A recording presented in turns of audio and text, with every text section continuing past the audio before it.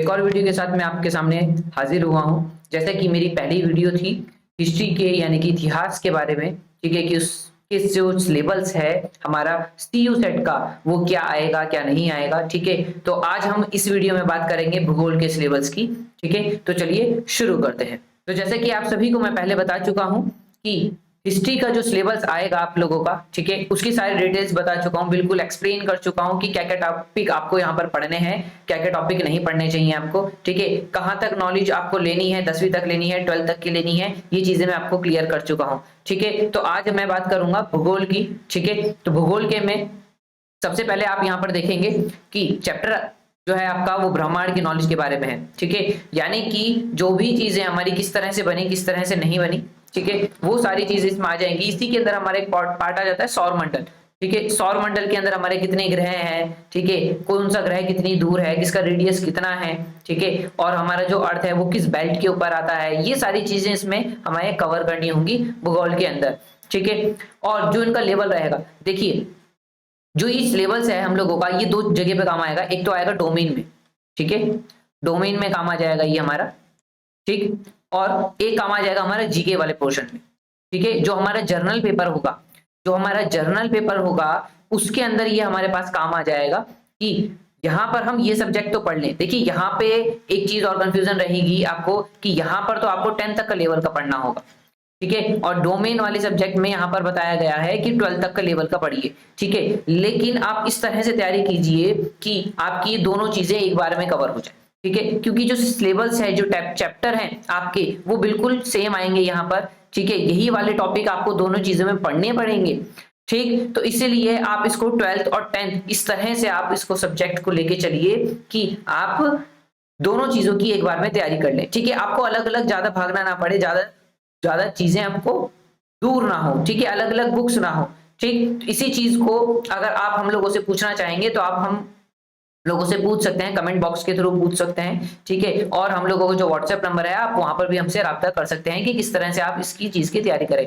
बाकी हम लोगों ने एक सेशन भी रख रखा है अभी CUET के एग्जाम के लिए। ठीक है, जो भी सेशन में आएगा हम लोगों ने उसको बता दिया गया है, और साथ में सारी डिटेल्स बताएंगे हम लोग जैसे ही वो सेशन होगा। उसको भी हम कोशिश करेंगे कि वो लाइव हो जाए।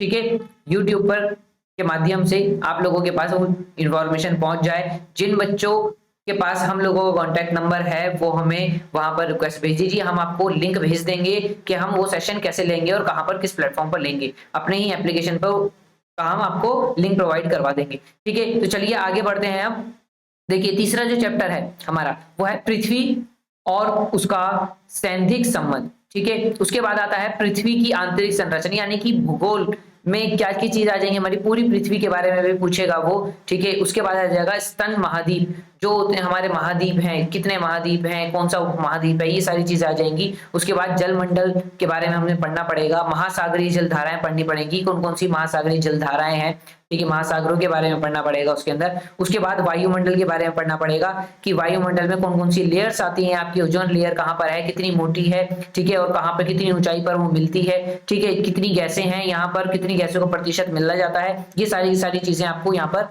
पढ़ाई जाएंगी और आपको पढ़नी चाहिए CUET के एग्जाम के लिए। ठीक है, CUET के एग्जाम के लिए आपको ये सब्जेक्ट पढ़ने पड़ेंगे 2022 के लिए। ठीक है, बहुत सारी कंफ्यूजन है आप लोगों को कि क्या चीजें पढ़ें क्या चीजें नहीं पढ़ें, तो वो चीजें मैं सारी धीरे धीरे एक्सप्लेन कर रहा हूं आपको यहाँ पर। ठीक है, पहले मैं हिस्ट्री का कर चुका हूं, अगर आप लोगों ने वो वीडियो नहीं देखी है तो आप वहां पर जाकर अपनी एक वीडियो देख सकते हैं। ठीक है, उसके बाद आप ये वाली वीडियो देख सकते हैं। ठीक है, उसके बाद आता है आपका 10वें नंबर पर विश्व की प्रमुख फसल और उत्पादक देश। ठीक है, कि भाई जो दिल्ली है, उत्तर प्रदेश है, झारखंड है, महाराष्ट्र है, वहां पर कौन कौन सी फसलें ज्यादा पाई जाती हैं, ठीक है, और उनकी प्रमुख फसल क्या है क्या नहीं है, ठीक है, और गेहूं कौन सबसे ज्यादा उत्पादक देश है, कौन उत्पादक देश नहीं है, क्या चीजें कहाँ कौन से देश में मिलती हैं फसलों के बारे में, ये सारी चीजें आपको यहाँ पर पढ़नी पड़ेंगी। ठीक है, और अब हम आगे चलते हैं यहाँ पर 11वें चैप्टर की ओर। देखिए 11वां चैप्टर जो है वो है विश्व के प्रमुख खनिज और उत्पादक देश। ठीक है, खनिज के बारे में भी आपको यहाँ पर पढ़ना पड़ेगा कि कौन से खनिज जो है वो किस देश में सबसे ज्यादा मिलता है, कहां पर सब कौन सी चीज सबसे ज्यादा होती है, और किसी देश का एक मुख्य उत्पादक देश है, खनिज है उसका, या फिर कई सारे और भी खनिज जो है वो देता है। ठीक है, सब जगह ट्रांसपोर्ट करता है। उसके बाद आ जाता है आपका यहाँ पर विश्व के विनिर्माण उपयोग, ठीक है, जो विश्व है हम लोगों का उसके विनिर्माण उपयोग के बारे में यहाँ पर पढ़ना पड़ेगा। उसके बाद आ जाता है आपका 13वां पॉइंट, विश्व के प्रमुख औद्योगिक नगर, यानी कि जो ट्रांसपोर्ट नगर हैं आप लोगों के वो कहाँ कहाँ है, कहाँ से सबसे ज्यादा क्या किस चीज की सप्लाई होती है, किस चीज की सप्लाई नहीं होती है, ये सारी चीजें आपको वहां पर पढ़नी पड़ेंगी CUET के एग्जाम में, ठीक है। इसके बाद देखिए अब आ जाता है आपका यहाँ पर विश्व के प्रमुख जनजातियां, यानी कि जनजातियों के बारे में आपको यहाँ पर देखिए समझना पड़ेगा कि कौन कौन सी जनजाति कहाँ पर पाई जाती है, झारखंड में कौन सी है, महाराष्ट्र में कौन सी है, ठीक है, और पहले कौन सी पाई जाती थी, कौन सी नहीं पाई जाएंगी, किस एरिया में किस जनजाति का सबसे ज्यादा प्रभाव था, ये सारी चीजें आपको यहाँ पर पढ़नी पड़ेंगी, ठीक है। उसके बाद आता है 15वां, विश्व के प्रमुख वनस्पति, ठीक है, प्रमुख वनस्पतियों में यहाँ पर आपको सारी चीजें पढ़नी पड़ेंगी कि गेहूं सबसे ज्यादा कौन देता है, धान कौन सबसे ज्यादा देता है, ठीक है, कपास सबसे ज्यादा कौन देता है, ये सारी चीजें आपको यहाँ पर पढ़नी पड़ेंगी, कौन कौन से देश विश्व में सबसे आगे हैं, किस किस चीज में है, ठीक है। उसके बाद आता है आपका 10वां पॉइंट, कालीबाई मानव के कुछ प्रमुख आवास, ठीक है, यहाँ पर कुछ प्रमुख आवासों के बारे में पढ़ना पड़ेगा, इस जाति के बारे में, ठीक है। उसके बाद 17वां पॉइंट, ये थोड़ा सा मिस हो गया यहाँ पर, ये 16वां पॉइंट था, ठीक है, ये 16वां पॉइंट है आपका। उसके बाद 17वां पॉइंट आता है यहाँ पर, ठीक है, विश्व के प्रमुख भौगोलिक उपनाम, ठीक है, विश्व के जो भौगोलिक उपनाम है वो क्या थे, कितने हैं, ये सारी चीजें आपको देखनी पड़ेंगी। 18वां पॉइंट है आपका विश्व के प्रसिद्ध स्थान, ठीक है, हमारे इंडिया के ही नहीं जो भी इंडिया से बाहर के स्थान है वो सारे आपको यहाँ पर देखने पड़ेंगे, ठीक है। उसके बाद आता है आपका विश्व की प्रमुख भौगोलिक खोजें, ठीक है, यहाँ पर देखिए जो खोजें हुई, भौगोलिक खोजें हुई, उनके बारे में आपको यहाँ पर रीड करना पड़ेगा। उसके बाद आता है आपका 20वां, विश्व के महासागर, ठीक है, जितने भी महासागर हैं उन सभी के बारे में आपको नॉलेज लेनी पड़ेगी, कौन कितना गहरा है, किसकी डेंसिटी कितनी है, कितना घनत्व है उसका, ठीक है, और वो कितने क्षेत्रफल में फैला हुआ है, वो कितने देशों से छूता हुआ जाता है, ठीक है, ये सारी चीजें आपको पढ़नी पड़ेंगी इसके अंदर। और उसके बाद आता है 21वां, विश्व की प्रमुख नदियां, ये नदियां हैं यहाँ पर, ठीक है, ये नदियां हैं, ठीक है, ये नदियां कौन कौन सी कितनी लंबाई है, कहां से कितने देशों से होके निकलती है या कितने राज्यों से होके निकलती है किसी देश के, ठीक है, कहां से कहां तक इसका गमन है, किसका आगमन है, ये सारी की सारी चीजें आपको वहां पर देखनी पड़ेंगी, ठीक है। उसके बाद देखिए, उसके बाद आता है आपका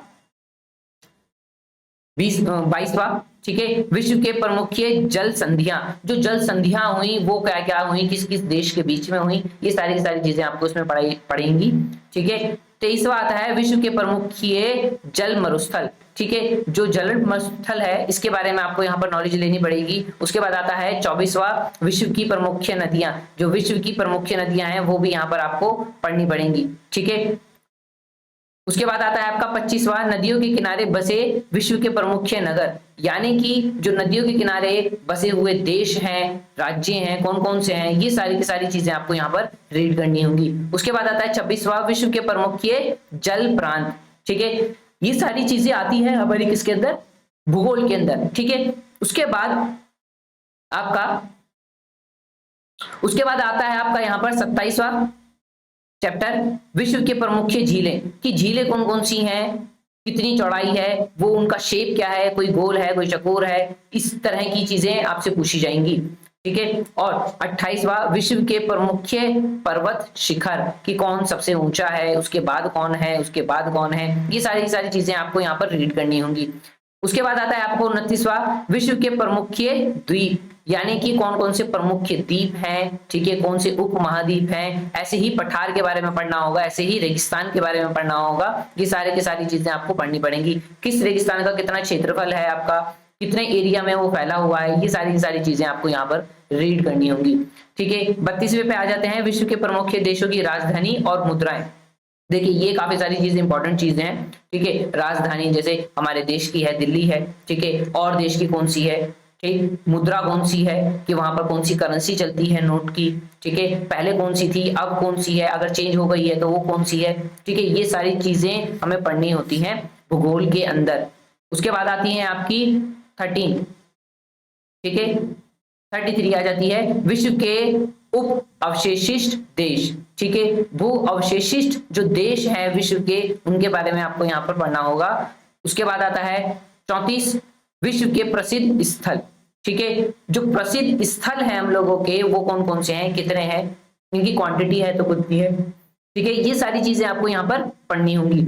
उसके बाद देखिए, ये तो सारी चीजें विश्व के, भारत के, इसमें सभी चीजें आ जाएंगी। लेकिन उसके बाद अलग से अगर आपको भारत का भूगोल पढ़ना पड़ेगा, ठीक है, उसके बाद आपका आएगा भारत का भूगोल। भारत के भूगोल में आपको सामान्य जानकारी इकट्ठा करनी होगी कि भारत के भूगोल की जानकारी कितनी है, कि यहाँ से इसका जो क्षेत्रफल है उत्तर से कितना है, ईस्ट से कितना है, वेस्ट से कितना है, साउथ से कितना है, ये सारी चीजें आपको जानकारी इकट्ठा करनी होगी। उसके बाद आता है आपका दूसरे नंबर पर भारत का भौतिक स्वरूप, यानी कि जिसका भारत का भौतिक स्वरूप है वो किस तरह का है, ये चीजें आपको पढ़नी होंगी। भारत की नदियों के बारे में पढ़ना होगा, प्रमुख झीलों के बारे में आपको यहाँ पर पढ़ना होगा।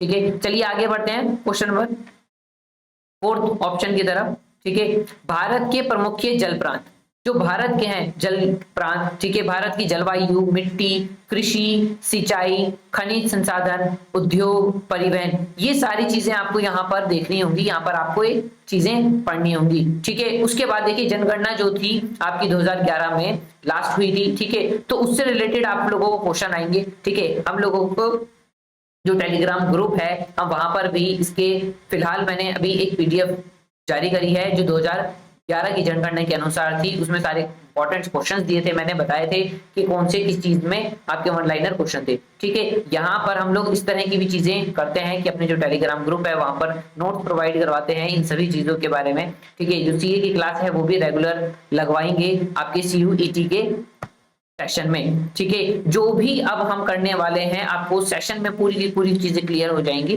ठीक है, उसके बाद आता है आपका 14 भारत की प्रमुख बहुउद्देशीय नदियां और घाटी की परियोजनाएं। देखिए, हर एक नदी के लिए, सिंचाई के लिए, ठीक है, और उसकी सफाई के लिए परियोजनाएं चलाते रहती है जो गवर्नमेंट है। ठीक है, वो परियोजनाएं कौन कौन सी हैं, जैसे गंगा सफाई की परियोजना थी। ठीक है, वो कब लागू हुई, कब नहीं हुई, ठीक है, कब से इसका प्रोसेस चल रहा है और कितना इसमें काम हुआ है और कितना टाइम हो चुका है, ये सारी चीजें आपको पता होनी चाहिए। भूगोल में, भारत के भूगोल में ये सारी चीजें आ सकती हैं। ठीक है, उसके बाद आता है 15वां चैप्टर, नदियों के किनारे बसे प्रमुख नगर, यानी कि भारत की बात हो रही है कि नगर कौन कौन से हैं जो प्रमुख भारत की नदियों के किनारे बसे हुए हैं। उसके बाद आता है 16वां, भारत के पर्वतीय नगर, यानी कि भारत की जो पर्वतीय नगरों की संख्या है वो कितनी है, क्या है, और वहां पर कौन सा पर्वत है, कौन सा सबसे ऊंचा है, कम सबसे पर्वत है, और कौन सा सबसे ज्यादा चढ़े जाने वाले पर्वत हैं, ये सारी चीजें इसमें आ जाएंगी आपकी। उसके बाद आता है 17वां, भारत के प्रमुख वन जीव अभ्यारण्य और राष्ट्रीय उद्यान, वन जीवों के बारे में पढ़ना पड़ेगा, कौन सा विलुप्त होने के कगार पे है और कौन सा आपका क्या उसको प्रोटेक्शन मिल रही है भारत की गवर्नमेंट, भारत की सरकार के द्वारा। ठीक है, उसके लिए क्या कर रही है सरकार, क्या उन्होंने योजनाएं बनाई हैं, ये सारी चीजें आपको यहाँ पर पढ़नी पड़ेंगी। ठीक है, उसके बाद आता है आपका 18वां। ठीक है, 18वें में भारत के बाघ अभ्यारण्य, यानी कि जो बाघ कम हो रहे थे उसकी सुरक्षा के लिए भारत ने किस तरह से उसके कदम उठाए, क्या योजनाएं बनाई, उस योजनाओं के नाम क्या थे, ये सारी चीजें आपको यहाँ पर पढ़नी पड़ेंगी। उसके बाद आता है 19वां, भारत के प्रमुख भौगोलिक उपनाम, भारत के जो उपनाम है।